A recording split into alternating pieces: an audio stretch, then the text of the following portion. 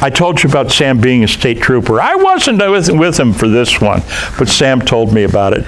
He's driving along, and there's a car in front of him. It has a broken tail light.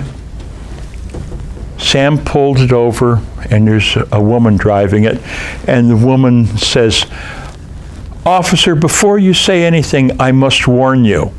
I am not a threat to you. I have a concealed weapon permit. I have guns in my car concealed." Sam says, "Tell me more."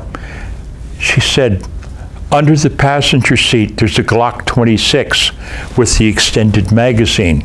Beautiful, beautiful piece of equipment. And I would normally have it under the driver's seat, but the Colt 45 revolver, which is a real person stopper, is under there. In my map pocket, I've got a little 38 Special, you know, the one with the little 1.87-inch barrel. Sam says, "Yeah, I know." I have a Beretta up in my visor. I have another Beretta over in the glove compartment. And I've got a Derringer in my bra. And Sam says, "Ma'am, what the hell are you afraid of?" And she said, "Nothing, honey."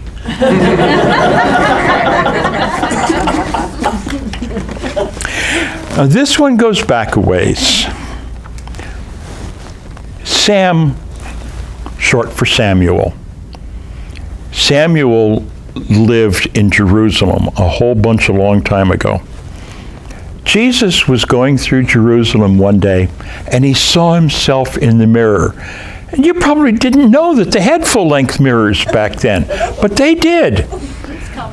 And Jesus looks at himself and says, "Jesus, do you need a new robe?"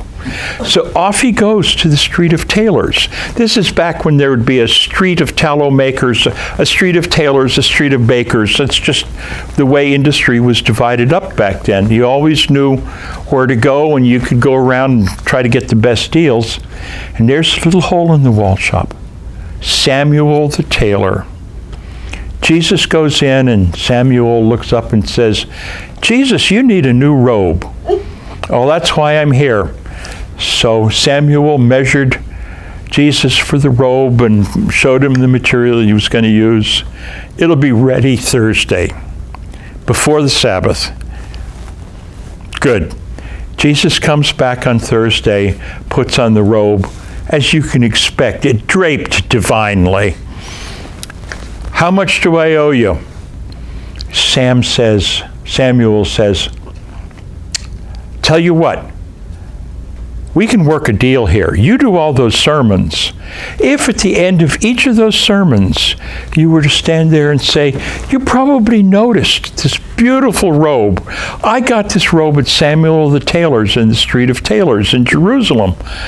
You can have the robe for free if you'll do that.'" Free is good. Several months later, Jesus comes back to Jerusalem and wonders how Samuel is doing.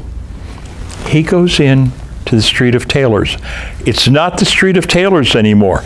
It's the street of Samuel. He owns the whole thing. He's got 72 people weaving. He's got 100 cutting. He's got 200 people sewing. He's coining money. Samuel sees him and runs out and says, "Jesus, you and I are going into business together. You do the advertising, I'll do the tailoring, and we'll clean up even more than I have already. And we can call it Samuel and Jesus." And Jesus says, "Well, it's my name recognition. It should be Jesus and Samuel." And they argued back and forth for a while and finally agreed on Lord and Taylor.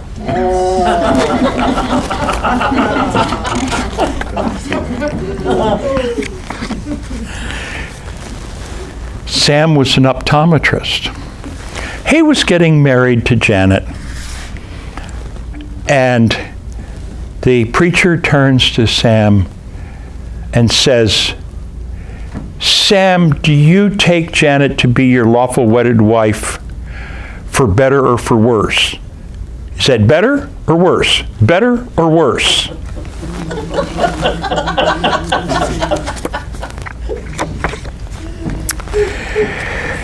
Different subject now. John Wayne. when he died, had in his will very special provisions for his earthly remains. He was to be cremated. His ashes divided up among 4 amber containers. One of the containers was for the Eisenhower Library. One was for the Nixon Library. One was for the Ford Library. And the 4th was reserved in case Reagan became president. And, Wayne had died a couple of years before Reagan was elected. And to this day, we sing that patriotic song about 4 amber graves of Wayne.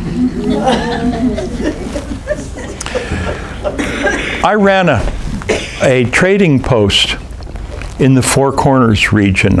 I was actually on the reservation in this little trading post.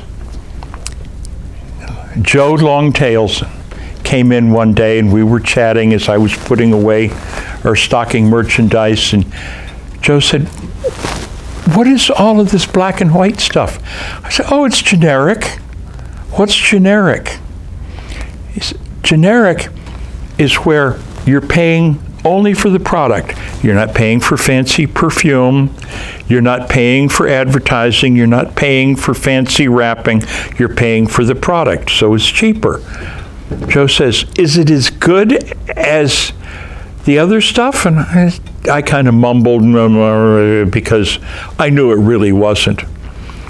Joe bought 3 rolls of generic toilet paper. 2 days later, he's back with 2 of the 3 rolls. And he says, "I want my money back."